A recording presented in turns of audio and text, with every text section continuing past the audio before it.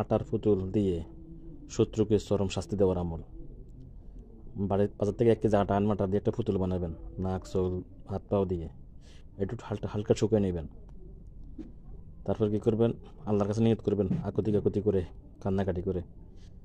শত্রু যখন আপনার বিছনায় শোয়াই দিয়েছে, আপনাকে সব কিছু বন্ধ করে দিচ্ছে, আপনারা মেরে ফেলার চক্রান্ত করেন, ওই শত্রুর জন্য আমলটি করবেন। আটা দিয়ে একটি পুতুল তৈরি করে নেবেন। তারপরে কী করবেন, 7টি কাঁটা বা সুই আনবেন। 7টি খেজুর কাঁটা হলে ভালো হয়, না হলে একটা 7টি সুই নেবেন।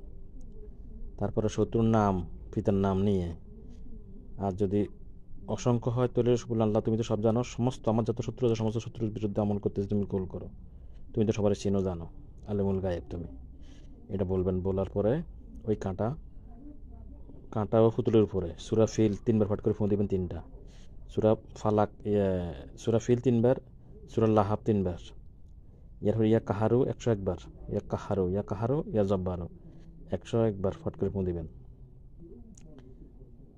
এরপরে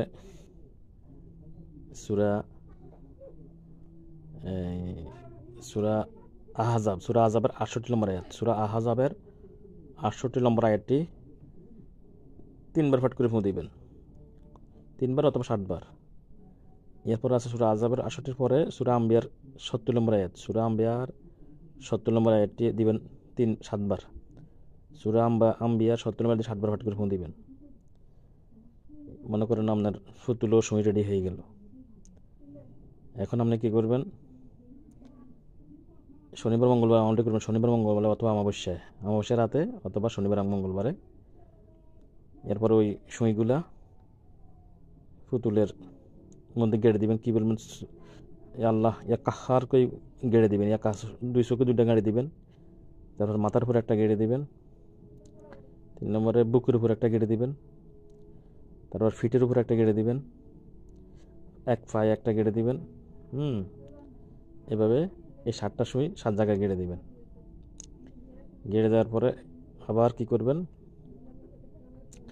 সূরা ফিল একবার, সূরা ফালাক, সূরা ফিল, সূরা লাহাব এবং সূরা নাস ফালাক একবার পরে ফুট দিবেন, এবং ইয়া কাহার 100 বার পরে ফুট দিবেন। এরপরে এই পুতুলটারে যে কোনো কবরস্থানে ফেলে, কবরস্থান নইলে মাটির নিচে কমপক্ষে 6 ইঞ্চি বা অন্তত 1 হাত বা 6 ইঞ্চি নিচে একটা মুদ্রার লাড় যেভাবে দাফন করে এভাবে দাফন করে দিবেন। আর করবেন, আল্লাহ আমার এই সমস্ত শত্রুকে, যদি শত্রু 1 জন 2 জন হয়তো নাম নেবেন, আর যদি বেশি অসংখ্য হয়তো আল্লাহ তুমি সমস্ত শত্রুকে এই আমাদের উচিত ধ্বংস করো, চরম শাস্তি দাও, যে শাস্তি দিলে সে আমার নাম পর্যন্ত ভুলে যাবে, আমার দেখলে ভয় পাবে, এরকম শাস্তি দাও, দয়া করে তুমি কবুল করো। বাস।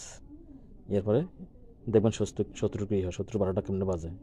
তবে শর্ত হলো আটা আনবেন 1 কেজি বা 2 কেজি, ওটা দিয়ে একটা পুতুল বানিয়ে নেবেন আগে। এরপরের মাঝে ওই সবগুলো আয়াত পড়ে ফুঁ দিবেন, পারলে আরও আয়াত বাড়াই দিবেন, আযাবের আয়াত। ওয়া মা তাওফীক ইল্লা বিল্লাহ, আমাদের নিল্লা।